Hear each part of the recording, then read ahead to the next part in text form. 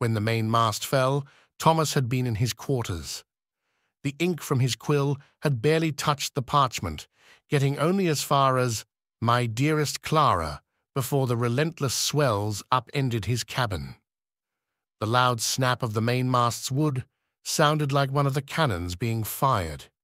Waves nearly 6 meters high bombarded the ship's wooden hull like a boxer delivering blow after blow. The water in his cabin was nearly waist-high.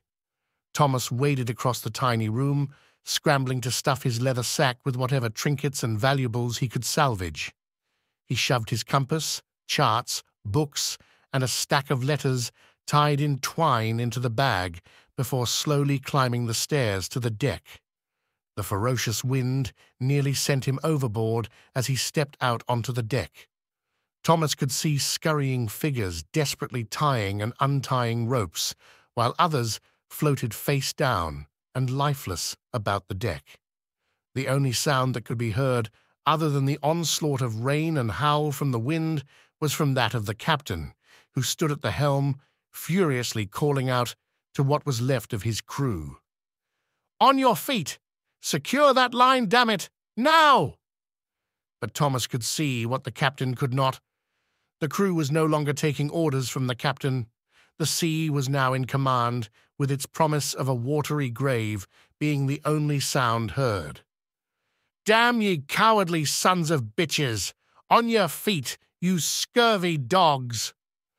Before the captain could hurl another order, a mooring line snapped free, striking his neck with such velocity that his head was taken clean off.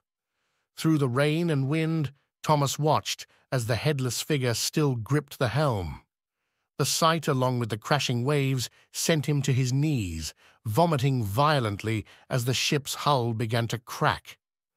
A group of men quarreled over the one remaining tugboat that hung over the side of the ship. Thomas crawled on his hands and knees toward the group, which now had blades and pistols drawn. Thomas steadied himself to his feet and was met with a fierce blow from the butt end of a pistol, knocking him out cold. He awoke to the methodic sound of splashing. The loud cacophony of the seas had been replaced by an eerie silence, only broken by the rowboat's wooden oar scrapping through the icy waters below. The cold almost made the searing pain in Thomas's head seem manageable.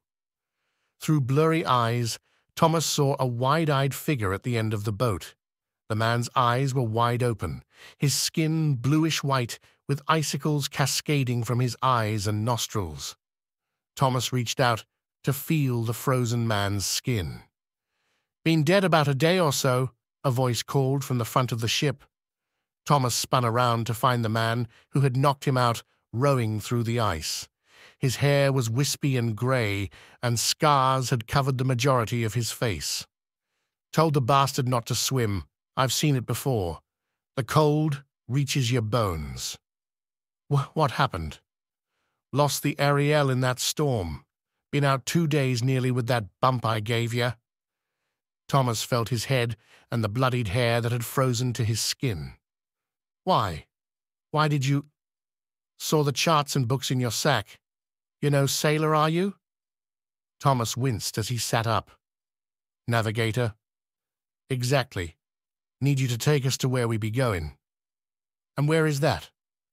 "Oslo." "Oslo? That's the Kingdom of Norway." "Aye." Thomas shook his head and reached for his charts. "We can't just row to Oslo." "Why not?" Thomas shivered as he unfurled his maps, pointing a finger to show the man. "Here, see? This is where we were 2 days ago. I have not the faintest sense where or how far we drifted from that storm." Thomas sighed, desperately trying to solve the puzzle in his head. He looked at the sun in the sky and quickly formulated a plan. "We need to turn around. We were only 3 days out from Middlesbrough. If we head west, we'll surely run into a frigate or vessel." The man scoffed and continued to row. "We're 2 days out from Oslo. How could you possibly know that?"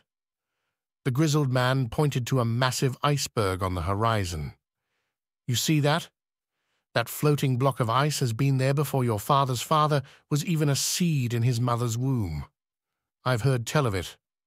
When you see the green streak across the night sky in a castle of ice, you're headed in the right direction. You've heard tell of it? That's what you're basing our strategy on? Aye. Well, that's bloody brilliant. So why save a navigator if you don't believe in navigation? The man smiled. A literate man makes fine company, he cackled through rotted teeth. Plus, I'll need a man with a sharp mind once we find her. Her? The old privateer picked up the oar and began rowing again. The Oracle. Who in God's name is the Oracle? Norse legend. You see, ancient Vikings would sail these seas, roughest in the world, I dare say, with ships half the size of the Ariel. No cannons or quarters, just lines of men rowing these waters as we do now. Yet no frigate or armada or enemy could vanquish them, for they had a protector who granted them undying strength, the ability to conquer and bathe in untold riches. That be the Oracle of Oslo. Thomas had heard just about enough. You risk my life over a fable? We sit stranded, no food nor water, marching swiftly to death's door, and you believe now is the time for Vikings and fairy tales? I think not. The old sailor smirked, delighted by Thomas's doubt. He drew his pistol and held it casually in his hand. Listen here, boy. The good Lord didn't bless me with a sharp mind, only the callous hide of a worker and the brute strength of an ox.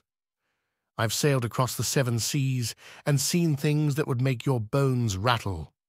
I've seen monsters from the deep prey upon scores of men, legions of the dead feasting upon the souls of the living, spirits from beyond infecting the minds of poor sailors until their madness festers like an open wound. And do you know what frightens a man like me more than anything else? That men like you, the smart ones, still don't believe in legends and fairy tales. Thomas lunged for the oar, but was stopped by a familiar pistol pointed at his face. The man held the gun in one hand and Thomas's twine-wrapped letters in the other, dangling them over the water. Nothing stupid, boy. That is if you want to see that beloved Clara of yours again. Those are private. Give them here. The old man flashed his rotted teeth as he cocked the pistol back. Thomas slowly retreated towards the rear of the rowboat, where the frosted corpse's blue eyes offered little comfort. Now, as for our little food problem, the old man spoke as he unsheathed his knife. I believe our frozen friend might be able to help.